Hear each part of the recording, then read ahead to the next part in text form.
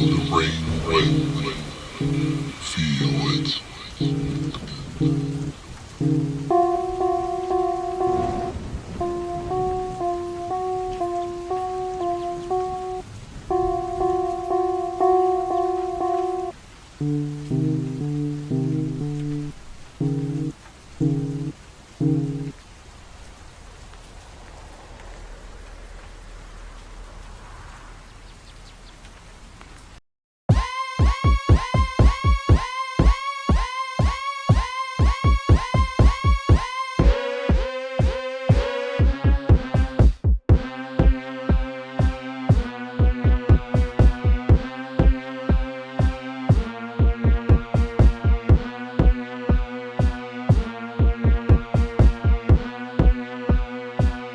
Everything is raining, but it's not a normal rain.